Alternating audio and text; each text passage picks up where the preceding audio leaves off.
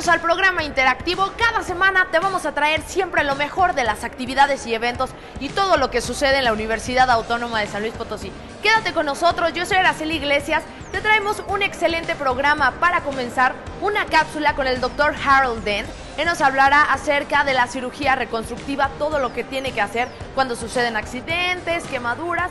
Bueno, él nos lo explica. Y también te traemos una entrevista, pero él es doctor en filosofía. Pablo Bobbio nos hablará de la mujer como un concepto de un todo. Además, te traemos una entrevista con la doctora Isabel Lázaro. Hablaremos acerca de retos y necesidades de la minería y metalurgia en México. Y el doctor Alejandro Rosillo nos platicará acerca de la maestría en Derechos Humanos.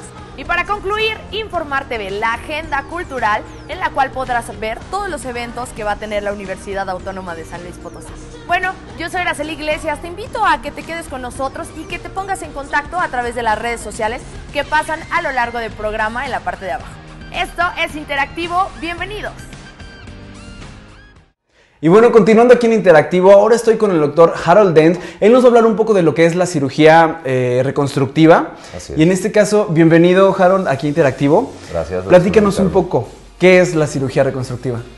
Bueno, la cirugía reconstructiva abarca realmente todos los aspectos de la cirugía plástica como tal. La reconstructiva, como su nombre bien lo dice, suena un poquito a repetición, pero es restaurar la forma y la función de alguna estructura que se ha dañado, ¿sí? O que ha perdido su forma original. ¿Cómo es que nace esto de la cirugía reconstructiva? ¿Cómo es que la gente empieza a aplicar la reconstrucción y no dejar, ahora sí que se cure ya como caiga, por así decirlo? Bueno, pues obviamente esto siempre ha sido con búsqueda de la mejoría o la restauración de la función, como lo mencioné. Obviamente hay muchos tipos de cirugía reconstructiva, o esto abarca un amplio número de tópicos que van desde los problemas congénitos, todos estos bebés que por falta de vitaminas, por la desnutrición, etcétera, pueden tener algún problema de falta de formación en la cara, por ejemplo, el famoso labio leporino, que se llama realmente labio hendido, o el paladar hendido, problemas incluso de falta de formación de orejas, etcétera. Entonces, obviamente esto no se cura si no se hace algo al respecto. Y eso es lo que nos ha llevado poco a poco a buscar formas y técnicas para tratar de darle la imagen más natural y normal a este tipo de pacientes. ¿Existe algún grado de dificultad en las diferentes cirugías reconstructivas?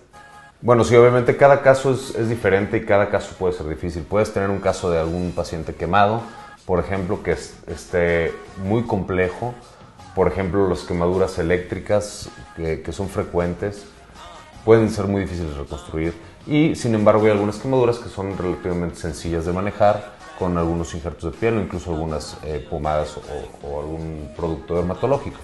Sin embargo, en general podríamos decir que de la cirugía reconstructiva probablemente lo más complejo sea la cirugía craneofacial, que implica todo esto que dijimos, ¿verdad? Obviamente el labio leporino, el labio paladar hendido y todos los defectos congénitos de nacimiento que van a ocurrir en el nivel de la cara. En tu experiencia, ¿cuál ha sido lo más difícil? Porque me imagino que aquí en San Luis llegan muchos casos.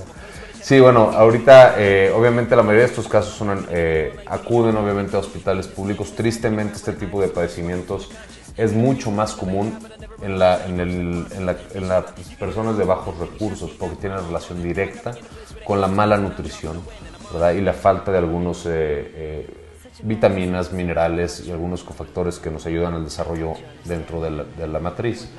Entonces, pues realmente, casos difíciles, obviamente, tal vez no es de lo que te estaba comentando, pero probablemente no lo hicimos aquí, lo hicimos en Monterrey. Fue el caso de unos siamesas, niñas las dos que tuvimos, que obviamente estaban unidas del pecho hasta el coxis. Entonces, es muy variable, pero a fin de cuentas es un problema de nacimiento y yo creo que es el caso más complejo en el que yo he participado. ¿Es costosa la cirugía reconstructiva? Sí, en general requiere de muchos medios para poderse hacer bien. A veces para poder mejorar los resultados requerimos de algunos dispositivos o algunos materiales que no son comunes y que las empresas que los fabrican, pues como son de tecnología avanzada, pues obviamente el costo sube mucho. Y bueno, hay casos en los que reconstruir ya es necesario por cuestión de algún accidente o algo, pero nos decías que también hay cuestiones en las que es no opcional u opcional. Bueno, lo que pasa es que en sí todo lo que hagamos, realmente todo lo que manejamos en cirugía plástica, que va desde la cirugía de mano, que es desde que te cortas un tendón, te llevas la piel del dedo, etcétera, hasta lo que ya mencionamos, quemados, problemas también de tumores, por ejemplo, cuando se quita un tumor de piel grande o un tumor en alguna región del cuerpo que no nos permite que después de que el oncólogo o el oncocirujano lo quite y trata de cerrar y no cierra, pues necesitamos llevar piel de otros lugares, necesitamos llevar tejido de otros lugares y reconstruir esa zona. Entonces, pues realmente la cirugía reconstructiva como tal nunca es algo opcional. Obviamente, como lo mencioné, es un tratamiento a algo que se está padeciendo, a una enfermedad, a diferencia de la cirugía estética, ¿verdad? Que aunque tiene un componente reconstructivo, porque a fin de cuentas se busca regresar las cosas a como estaban o en una edad más temprana, lo que sea, no es algo que sea algo necesario para mantener la salud y la función de nuestro cuerpo. Y bueno, aquí en hospitales privados, como es el caso en el que tú estás, ¿qué tanto se presentan los casos de reconstrucción facial? Bueno, realmente a nivel congénito o de nacimientos con problemas son poco frecuentes a nivel privado, pero lo que sí vemos mucho en urgencias pues, son normalmente todas las lesiones por accidentes, sobre todo automovilísticos, que a veces obviamente nos pueden hacer fracturas faciales importantes con alteraciones claras de la forma de la cara, hundimientos, pérdida de hueso, heridas complicadas también obviamente que tenemos que manejar para evitar que formen una marca de por vida, ¿verdad? En los pacientes, sobre todo niños y mujeres que obviamente, aunque es lo mismo, el impacto es un poquito mayor en sus vidas.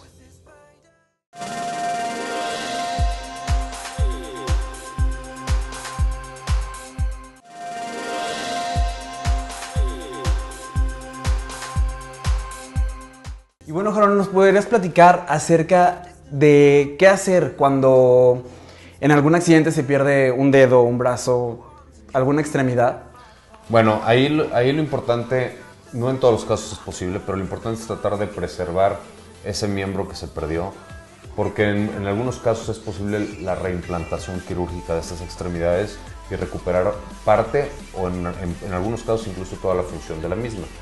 Ahí la clave es tomar la extremidad y al contrario a lo que piensa la población general, que es un punto que sí está bien difundido, pero no es exacto, es que no debemos de poner el dedo, por ejemplo un dedo, no debemos de ponerlo en hielo directamente, ya que el hielo y el frío va a congelar los tejidos y ya no le va a permitir la posibilidad de recuperarlos después. Lo que hay que hacer es poner la extremidad, por ejemplo un dedo en una bolsita con agua, y esa bolsa con agua ya cerrada, ponerla dentro de otra con hielo. La idea sí es que esté a una temperatura baja, pero no en contacto directo con el hielo. Muy bien, y por ejemplo, ya en el caso de que la extremidad no se pueda recuperar, ahí, ¿qué se hace? Bueno, obviamente va a depender de la longitud que se perdió, obviamente. Si es un dedo, es el meñique y se perdió 4 milímetros del dedo, pues realmente la regeneración que va a hacer el cuerpo casi va a recuperar su longitud normal y no tiene caso hacer más allá porque los resultados no van a ser muy diferentes. Cuando ya es una pérdida importante, obviamente, y ya se pierde una extremidad, pues hay muchas opciones que se pueden manejar, pero van a ser dependientes mucho de la capacidad adquisitiva de los pacientes, tristemente. Y estas son las prótesis, cosa que ya no colocamos directamente nosotros, pero que vamos a derivar con especialistas que se dedican a esto, ¿no? Y pues desde hay prótesis que bueno, todos hemos visto, que es simplemente una prótesis de plástico con la forma de un brazo, una pierna, incluso un palo para las piernas, hasta prótesis robóticas que existen ya hoy en día. Sin embargo, obviamente el alcance o la posibilidad de tener acceso a ellas en nuestro país es muy limitado. Y por ejemplo, en el caso de los huesos, o sea, cuando se hace a lo mejor en un accidente que el hueso se rompe completamente, ¿qué se hace ahí? Si no puede ser reconstruido. Sí, bueno, ahí es parte, a fin de cuentas es un fin reconstructivo que se hace, depende de la zona, ya sea el ortopedista, traumatólogo o nosotros. Hay varias opciones. Cuando se pierde hueso, ¿sí? Un segmento por múltiples fracturas que ya no puede ser reestructurado, está la opción de tomar un injerto de alguna otra zona cuando es una zona, algo pequeño. Por ejemplo, para un dedo se pueden tomar injertos de la cresta ilíaca, que es parte de la cadera. Pero cuando son pérdidas mayores, por ejemplo en una pierna, pues se puede tomar huesos de banco. Hay bancos de hueso actualmente, hay varios en el país, y se puede pedir un segmento de ese hueso, obviamente de un cadáver que ya se procesó y que fue una donación consentida y que bueno, ese segmento se puede recolocar, poner unos clavos y eso va a ayudar a regenerar y a que el cuerpo del paciente finalmente tome ese hueso que se pone como guía para formar su propio hueso y al final de cuentas, después de algunos años, el hueso de cadáver que se puso va a desaparecer, se va a absorber porque nada más sirve como andamio, digamos, o como guía para que nuestro cuerpo haga el trabajo. Lo desecha después de alguna manera. Se va absorbiendo en lo que el cuerpo va creando el suyo. Ah, muy bien. Y nos comentabas que tú eres parte del Colegio de Cirujanos Plásticos Potosinos. Así es. ¿Qué es lo que hacen? Bueno, como colegio lo que hacemos es uno regular, obviamente. Quienes estamos especializados realmente en esto, hoy en día hay mucha charlatanería, mucha gente que se dice cirujano plástico que no lo son, que toman cursos y que dicen que pueden hacer todo, ¿no? Pero lo que hacemos es juntarnos los que realmente estudiamos la especialidad, regularnos, actualizarnos, estar revisando detalles y sobre todo tratar de hacer algo de apoyo a la comunidad de bajos recursos. Por ejemplo, cada año, bueno, cada 6 meses, 2 veces al año, hacemos en septiembre y ahora toca en marzo una campaña en la Huasteca para cirugía de todos estos niños con labio paladar hendido o labio leporino, como es conocido más comúnmente. Y obviamente en septiembre tuve la oportunidad de ir a esa campaña, fuimos a la ciudad de Valles y ahí se reúne o se capta a toda la población de la Huasteca que tenga este problema y obviamente se da una atención gratuita por parte de la Secretaría de Salubridad y hacemos los tratamientos. Y obviamente damos seguimiento, ya sea a veces los hacemos venir aquí, también se les ayuda con ese viaje, o bien a los 6 meses que vamos, revisamos cómo van los avances en los pacientes. Aquí en San Luis Potosí, aparte de lo que es el labio hendido, ¿qué otro tipo de afecciones de nacimiento se dan para hacer una reconstrucción? Bueno, hay muchas cosas. Una de las cosas también más comunes que ocurren es el exceso, los dedos extras, que se le llama polidactilia, que es cuando, bueno, yo creo que no es tan raro que alguien pueda conocer a alguien que tenía un dedito del pie de más o alguna cosa así. Es algo que realmente no es raro, es una de las cosas que son comunes. O bien también a nivel de los dedos, también es más común en dedos del pie, que 2 dedos estén en cierta forma como fusionados, ¿sí? Que no tienen el espacio entre ellos y bueno, eso se llama sindactilia y eso es otra de las cosas que son relativamente comunes y que podemos tratar y despegar y darles la función adecuada. Y bueno, Harold, además de órganos vitales, ¿qué otras cosas se pueden donar? Bueno, se le llama lo que es la donación de tejidos, aunque también algunos son órganos. Sobre todo es el hueso, que eso ya tiene mucho tiempo en el mundo y en el país. Las córneas, que obviamente es probablemente de esto lo que es más comúnmente donado. Y finalmente la piel. La piel también se puede utilizar en donación para tratar a los pacientes quemados de manera temporal. Muy bien. Nos comentabas que en México apenas está la regulación para poder donar huesos y todo, y cuestiones más. No, el hueso está perfectamente bien establecido. Okay. Hay varios bancos de hueso, hay uno en Monterrey, hay 3 o 4 en la Ciudad de México y en Guadalajara, y hay otros que están en proceso de realizarse. Cualquier médico, sea ortopedista, trasplantólogo, cirujano plástico, quien sea que requiera de hueso, es muy sencillo el día de hoy conseguirlo para usarlo en algún paciente. A nivel de córneas igual, obviamente eso ya no es parte de nuestra especialidad, pero está perfectamente bien establecido los programas.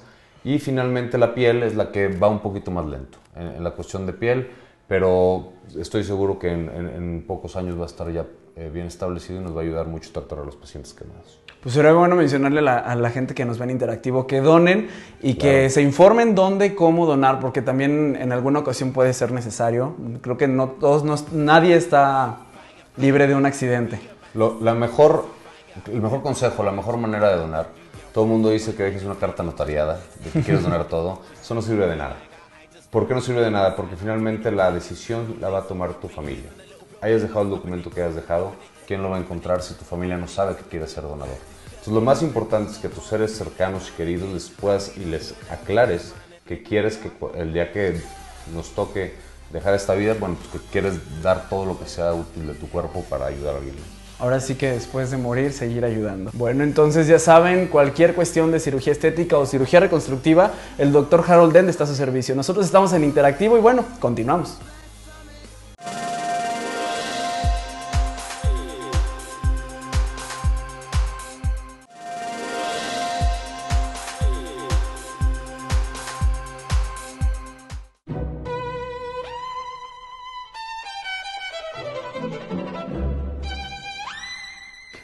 Yo vengo dando un seminario sobre lo femenino que fue el que me introdujo, como te dije, en San Luis Potosí. Se hizo de una manera particular, en una casa particular, y concurrieron unas 34 personas. Y este seminario sobre lo femenino plantea una pregunta que es fundamental, que ¿qué es una mujer? Así como existe la pregunta ¿qué es un hombre? Y yo comienzo el seminario hablando de lo paradójico, que es que un hombre tenga que hablar de una mujer. Y yo creo que no hay nadie mejor que un hombre que pueda saber lo que realmente es una mujer. Cuando digo que es una mujer, no estoy hablando del aspecto anatómico de la mujer, no estoy hablando de los atributos que debería tener una mujer.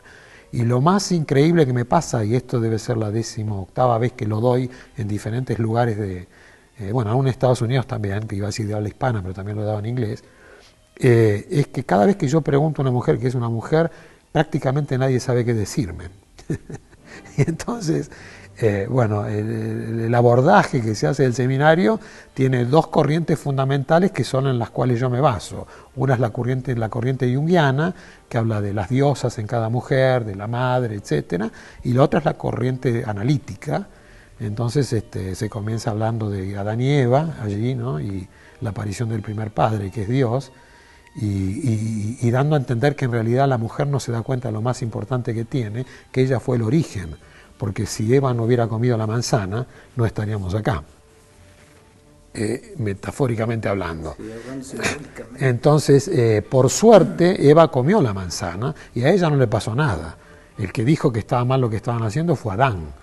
Y a partir de ese momento fueron echados del paraíso. Y a partir de ese momento comienza la ley del Padre, porque hasta ese momento no había una existencia de Dios, de que había un Padre que ponía una ley y otorgaba. Entonces, pero a partir de ese momento también el hombre y la mujer se miraron y se dieron cuenta por primera vez que tenían un cuerpo con órganos genitales diferentes y que su cuerpo estaba hecho para crear lo que fue el Génesis, ¿no? Que es la vida. Si no, seguiríamos viviendo en el paraíso, lo cual yo creo que es una gran abstracción, simbólicamente importantísima, pero nos hubiéramos quedado en la ilusión. O sea que gracias a Eva, que es verdad, que probó esta manzana, estamos hoy acá. Entonces la mujer lo primero que tiene que aprender a entender es que ella es el origen, y que ella es lo más importante que hay. Y creo que se olvida de los otros atributos que después trae, ¿no? Que es su maternidad, la posibilidad de crear un hijo, la posibilidad de generar vida en su interior, que creo que es la vida del hombre, por eso es más creativo afuera. El planeta tiene nombre de mujer, ¿no? No es la Tierra, también se llama... se me fue ahora el nombre. Bueno, no me voy a acordar ahora. El nombre esotérico del planeta tiene que ver con el nombre femenino. Y particularmente hay una idea de la mujer también en la cultura mexicana que se diferencia mucho. Yo trabajo con muchos latinoamericanos de otras culturas de habla hispana, ¿no? Entre los argentinos, uruguayos, aún los brasileros que hablan un idioma diferente tienen una idea, hondureños, salvadoreños, ¿no? Hay en la mujer mexicana una particularidad y una identidad diferente al resto.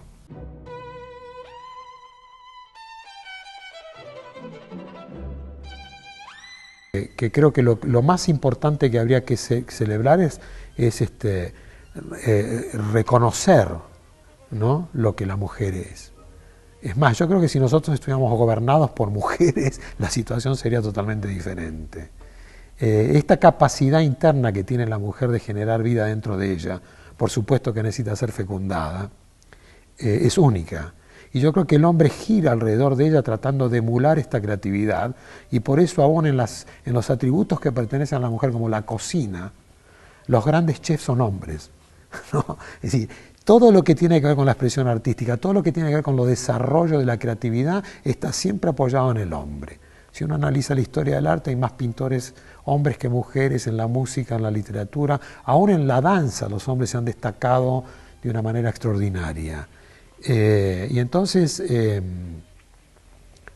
creo que esta capacidad que tiene la mujer de creación interna es la gran envidia que tenemos todos nosotros, por eso salimos a crear por afuera, tratando de emular esta posibilidad que es absolutamente irrealizable. Y yo creo que habría que festejar esta idea de de que la mujer es el origen, ¿no? Sin ella sería imposible la vida. Bueno, y también en las esculturas más antiguas, que son las esculturas, las primeras Venus que existen, también hay un dominio de lo fálico, a pesar de que toda la forma es curva. Eso yo lo muestro en una diapositiva en el seminario sobre lo femenino. Es decir, lo que pasa es que el falo no tiene nada que ver con el órgano genital masculino, es un símbolo. Es un símbolo, pero donde está omnipresente. La imagen está, pero en realidad el falo desde el punto de vista psicológico, bueno, esto daría para otro reportaje, lo podría explicar, pero va a ser muy largo. El producto final es casi el hijo, que simboliza el falo. Porque es lo que la mujer no puede obtener del hombre, pero lo obtiene a partir de la fecundación.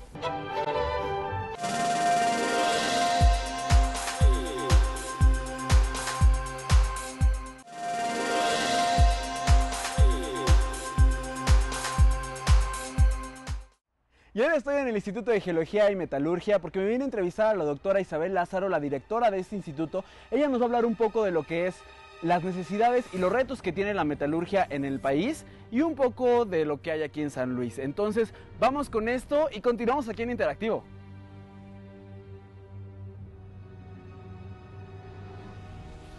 Bueno, doctora, ¿nos podría platicar cuáles fueron las conclusiones a las que llegaron en la mesa redonda sobre los retos y necesidades de la industria minera en México? Bueno, básicamente el tema se abordó desde la perspectiva tanto académica como la perspectiva industrial. En ese sentido, las aportaciones que tuvimos por parte del doctor Alejandro López Valdivieso pues nos permitieron de alguna manera observar que existe un gran potencial y un campo sumamente amplio dirigido particularmente a los temas de agua y energía. O sea, cómo poder lograr mediante el desarrollo de procesos que en este caso están muy bien establecidos, hacer optimización de un recurso tan importante como es el agua y hacer una optimización también de un recurso tan importante como es la energía. Se manejó también a lo largo de la mesa la importancia que tiene la vinculación entre el sector industrial y el sector académico. A través de las ponencias que presentaron el ingeniero Gustavo Ortega del Grupo Minera México y el ingeniero Ricardo Benavides por parte de Peñoles, pudimos ver o pudimos apreciar que existe un amplio interés por parte del sector industrial de poder contar con el apoyo a nivel de investigación de todos o digamos la mayoría de los centros, instituciones de educación superior que tenemos en el país, pero un punto que señalan como un aspecto muy importante es el hecho de estar dentro de la realidad que viven en el sector industrial y como tal apegarse un poco más a esa realidad y no simplemente dejarlo a un nivel básico. Se nos planteó de una manera muy contundente que existe interés por aportar recursos económicos, que existe interés por de alguna manera hacer uso de los fondos que el Consejo Nacional de Ciencia y Tecnología aporta en este rubro, pero que de alguna manera la forma de potenciar el que se pueda tener una participación mucha más amplia es si buscamos de alguna manera, sobre todo los que estamos del lado científico, el apuntar a desarrollos tecnológicos que estén más acorde, sobre todo, con los tiempos que busca la industria. Esto de alguna manera se puede potenciar a través del desarrollo de clústeres que puedan de alguna manera con la participación de diferentes sectores hacer una sinergia que de alguna manera pues ayude a potenciar que esto se haga realidad. Y digamos, a lo largo de todas las pláticas, otro aspecto que se mencionó de manera muy recurrente es la falta que hay de recursos humanos en este sector. no solamente a nivel, digamos, operativo, es decir, gente que pueda ir a laborar a estas empresas del sector minero, sino también gente que pueda de alguna forma estar involucrada en el desarrollo y en la resolución de muchas de las problemáticas que tiene este sector. Es muy importante apuntar que mucho del desarrollo tecnológico no es algo que pueda darse de la noche a la mañana, es decir, no hablamos de brincos tecnológicos en 1 o 2 años. Normalmente muchos de estos procesos requieren tiempos que pues en ocasiones son tiempos digamos no acordes, pero que desafortunadamente se requieren para que un proyecto pueda realmente madurar, que podamos en ese sentido quitarnos la dependencia tecnológica que existe en estos momentos y que obliga a que en muchas ocasiones las empresas tengan que optar más por adecuaciones de tecnologías desarrolladas en otros países que por una situación, digamos, de desarrollo propio. Entonces, esto puede realmente tener cabida o tener lugar siempre y cuando existan los estímulos, no solamente, digamos, dejándole la tarea al sector industrial, sino que también tiene que venir un estímulo o de alguna forma un impulso muy fuerte también por parte del gobierno federal. ¿Y cuál es la situación de la industria minero-metalúrgica actualmente en el país? Nosotros estamos viendo como nunca que hay un desarrollo sumamente fuerte para la industria minero-metalúrgica. Esto está de alguna manera soportado en la alta demanda que existe en estos momentos de materiales, particularmente materiales metálicos. En ese sentido, es una industria que si bien de manera común tiene ciclos, digamos, en los que se observa una gran demanda por estos materiales y luego tiene digamos, una disminución en esta demanda. Este ciclo que está viviendo la industria minera pues ya duró un montón. Tan así que México ha de alguna manera avanzado en posición, digamos, a nivel mundial. México es la cuarta potencia en términos de inversión, digamos, únicamente por debajo de países como Australia, como Canadá y como Estados Unidos. Entonces, en ese sentido podemos ver que el potencial que existe a nivel económico y de hecho las repercusiones que esto tiene a nivel social pues son muy fuertes. ¿Por qué? Porque es un área en donde tenemos un detonador particularmente de empleo. El sector minero está registrado en los números que reporta el INEGI y la Secretaría del Trabajo. Es uno de los sectores que ha aportado más empleos, tanto directos como indirectos, en los últimos dos o 3 años. ¿Y San Luis Potosí es una parte importante de este sector metalúrgico? Por supuesto. San Luis Potosí ocupa el 6º lugar, digamos, en términos de lo que produce y en términos de lo que genera. México es un país completamente minero. 25 estados de la República tienen proyectos o están desarrollando proyectos de minería, y entonces en ese espectro San Luis Potosí se coloca como el 6º. Entonces eso nos da una idea de la importancia que tiene para nuestro estado el poder desarrollarlo. Sí.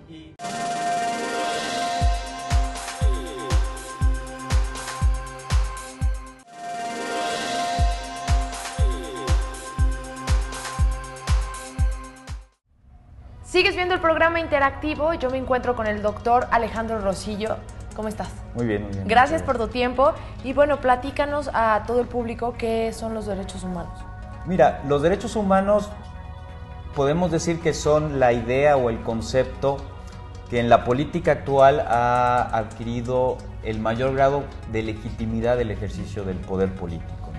Es decir, hoy por hoy, todo Estado que quiera tener una legitimidad del ejercicio de su poder tiene que pasar por justificar su ejercicio de poder en relación al cumplimiento de los derechos humanos. Y entonces los derechos humanos van a tener una relación muy amplia con todo lo que tiene que ver con las necesidades básicas de vida de los seres humanos. ¿Cómo son los derechos humanos aquí en México? Mira, en México podemos ir viendo diferentes perspectivas de cómo analizar los derechos humanos. Una sería, bueno, fijarnos en cómo se encuentra el orden jurídico, las leyes, la Constitución respecto a los derechos humanos. Y en México ha habido una evolución importante porque en el año 2011 se hizo una reforma constitucional donde los tratados internacionales en derechos humanos comienzan a ser parte de lo que le llaman el bloque de la Constitución, ¿no? Entonces digamos que todas las autoridades, desde un juez, desde un policía, desde cualquier funcionario público, tienen la obligación de cumplir, velar, promocionar los derechos humanos que se encuentran tanto en los tratados internacionales que México ha firmado como en la Constitución. ¿Y cuál es la importancia de que en México se apliquen los derechos humanos? Bueno, la importancia es que, entendiendo los derechos humanos como un contenido de bienes básicos que necesitan las personas para vivir con dignidad, entonces le impone a la obligación al Estado mexicano de proteger, velar y establecer políticas tanto preventivas como de reparación sobre los derechos humanos, entendiendo los derechos humanos como todos esos bienes, tanto inmateriales como materiales, que necesitan las personas para vivir, ¿no? Y ahí tenemos un catálogo amplísimo, ¿no? La alimentación, la salud, la vivienda, todas las cuestiones de libertad de tránsito, libertad de asociación, libertad de expresión, los criterios de igualdad, la prohibición de la discriminación, todas esas cuestiones pasan por lo que son los derechos humanos, ¿no? Y entonces es importante porque entonces, para evaluar la legitimidad o no del Estado mexicano, pues tiene que ver con qué tanto el Estado mexicano cumple o no cumple con los derechos humanos. ¿Cuáles son las consecuencias de que las instituciones no respeten estos derechos humanos? Bueno, la consecuencia yo creo que más importante es la pérdida de legitimidad. Es decir, yo creo que cuando nos tomamos en serio los derechos humanos dentro de un país, dentro de un sistema jurídico, la legitimidad de los derechos, la legitimidad del poder político no solo es una legitimidad de que ganó las elecciones, ¿no? O sea, estamos muy acostumbrados a creer que porque un poder ya gana las elecciones, o un partido ya gana las elecciones, tiene el poder político y por lo tanto ya está legitimado al grado de que puede hacer lo que quiera porque son la mayoría, ¿no? O porque tienen el control de un Congreso y demás. Cuando nos tomamos en serio los derechos humanos y están en la Constitución y están en tratados internacionales, la auténtica legitimidad de un poder político está en cuanto cumple con los derechos humanos y por lo tanto también el propio Estado tiene que establecer diversos mecanismos para garantizar que se respeten los derechos humanos. Es decir, ya los teóricos dicen que vivimos en una etapa de democracia sustancial. Es decir, la democracia no es solo que votes y elijas a alguien, sino que ese que elijas además tiene que cumplir con una sustancia de la democracia, que son cumplir con los derechos humanos. Entonces, la consecuencia más grave que hay cuando un Estado no cumple derechos humanos es perder su legitimidad, su credibilidad ante la población. Y las consecuencias se van a ir viendo, ¿no? La inconformidad de la población, las protestas sociales, etcétera, etcétera. ¿Cuál es el papel que juegan los tratados internacionales sobre los derechos humanos nacionales? Es un papel, digamos, de constituirse como la norma suprema en México, ¿no? Es decir, ya no solo es la Constitución, la ley de mayor nivel dentro del derecho, sino que hay algo más, que son los tratados internacionales de derechos humanos. ¿Eso qué quiere decir? Que ni siquiera el Estado mexicano, reformando la Constitución, puede violentar el contenido de los derechos humanos, ¿no?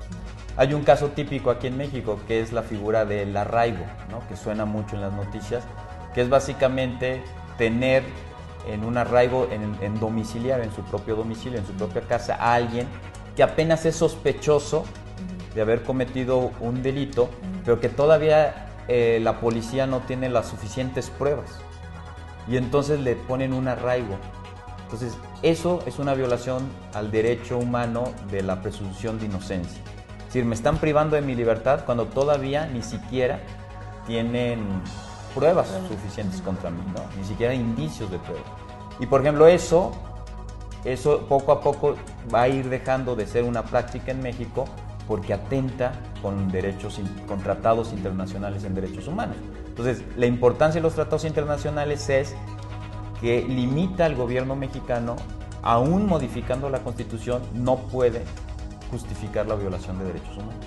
Es importante el estudio y la especialización en derechos humanos, para eso la facultad tiene una maestría, ¿cierto? Sí, tenemos una maestría que es de la universidad porque, digamos, depende de 3 dependencias, depende de la Facultad de Derecho, de la Facultad de Psicología y de la Coordinación de Ciencias Sociales y Humanidades. Es una maestría multidisciplinar que lo que busca es ver en los derechos humanos no solo instrumentos de derecho, no solo instrumentos jurídicos, sino elementos de la vida social y política que influyen en muchos elementos de la vida humana, ¿no? Entonces, por eso es necesario hacer estudios multidisciplinares donde intervengan psicólogos, sociólogos, antropólogos, abogados, y entonces es la perspectiva de la maestría. Por eso es una maestría donde intervienen por lo menos 3 facultades. ¿Y cuál es el objetivo? El objetivo, bueno, es generar, claro, profesionistas, especialistas en el área de los derechos humanos, pero siempre desde diversas perspectivas disciplinares, ¿no? Es decir, porque la verdad es que la protección de los derechos humanos pasa por todas las disciplinas sociales y humanas, ¿no? Desde la protección al medio ambiente, pues necesitas una serie de profesionistas dedicados a eso. La protección, por ejemplo, de los derechos de la niñez, pues muchas veces ahí intervienen pedagogos, psicólogos. La protección de los derechos de los pueblos indígenas, necesitas especialistas en antropología, en cultura, en lenguaje, en muchas disciplinas, ¿no? Entonces la perspectiva y el objetivo es generar profesionistas con un alto nivel y sobre todo con un nivel muy crítico de la realidad que puedan abordar de manera interdisciplinar los derechos humanos. Me platicabas que esta maestría va por 3 vertientes. Va por 3 vertientes, es decir, tenemos 3 áreas de énfasis dentro de la maestría según el enfoque multidisciplinario que quiera poner el estudiante. Puede entrar a la línea de teoría y doctrina de derechos humanos, donde ahí más bien analizamos cuestiones de filosofía, de teoría, de historia de los derechos humanos. Tenemos un área de protección jurídica, donde ahí hacemos más énfasis en los tratados, en las leyes, en las instituciones que sirven para proteger derechos humanos. Y un área de estudios sociales, que ahí más bien va encaminado a ver la efectividad de los derechos humanos, los procesos sociales de lucha por los derechos humanos y todo lo que tenga que ver con temas sociológicos, antropológicos. ¿Aún está abierta la convocatoria? Sí, la convocatoria se abrió a finales de enero de este año actual y se cierra, la entrega de documentos se cierra hasta junio. Pero es importante tomar en cuenta que tienen que presentar el examen de ingreso del Ceneval, para lo cual la fecha límite de inscripción ante la Secretaría de Investigación y Posgrado de la universidad es en el 22 de abril. Okay. Entonces digamos que el interesado tendría hasta el 22 de abril para hacer el registro de ese examen y completar su expediente. ¿Cuándo comienza? Comenzaríamos el 12 de agosto, en la nueva generación. Ahorita tenemos una generación activa, estamos terminando el segundo semestre. La maestría es PNP, es decir, pertenece al Padrón Nacional de Programas de Calidad de CONACYT, con lo cual hay posibilidad de que los estudiantes que ingresan soliciten una beca a CONACYT, ¿no? Una beca de manutención a CONACYT. Bueno, ¿y las personas interesadas pueden acudir aquí a la Facultad de Derecho? Pueden acudir a la Facultad de Derecho, pueden mandarme un correo electrónico. Mi correo electrónico es alejandro.rosillo@uaclp.mx o mi Twitter, que es @arrosilloM. Ahí también me podrían contactar.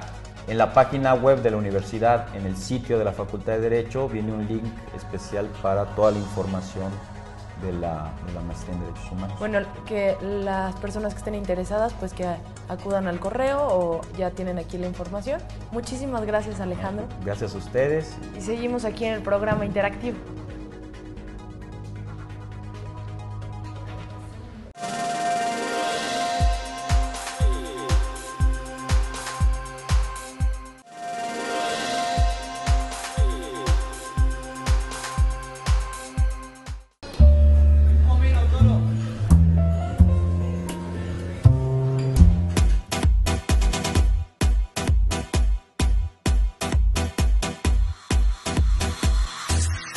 La Universidad Autónoma de San Luis Potosí y el Museo de Arte Popular se enorgullecen de presentar la exposición Artesano entre Artistas 2.0 en las galerías de la Caja Real, Centro Cultural, a partir del 5 de marzo y hasta el 2 de junio. Artesano entre Artistas 2.0 es una comunión de obra pictórica, escultórica, arte-objeto, gráfica, instalación y mixta que solo se pudo haber logrado gracias a la convocatoria realizada a más de 50 equipos de artistas mexicanos e internacionales, de engendrar una propuesta única en su fusión entre lo tradicional y lo vanguardista.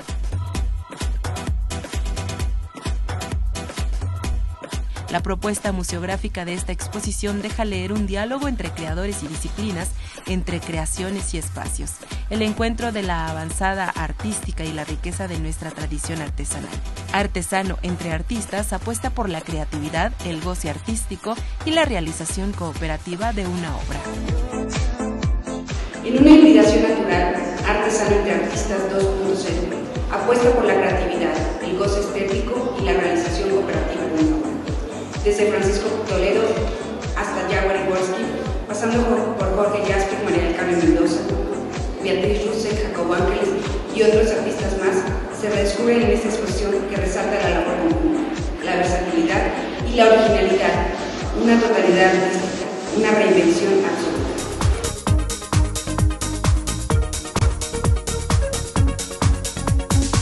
Pues Artesano entre Artistas se genera a partir de una comunión, generar una comunión entre varios gremios, como son artistas plásticos, artesanos, diseñadores industriales, gráficos y arquitectos, para generar una pieza en diferentes materiales, desde el vidrio, cerámica, pasando por fibras textiles, semilla de calabaza, hasta azúcar. Artesano entre Artistas 2.0. Comunión de obra pictórica, escultórica, arte-objeto, gráfica, instalación y mixta, fusión entre lo tradicional y lo vanguardista, del 5 de marzo al 2 de junio. Galerías del Centro Cultural Caja Real.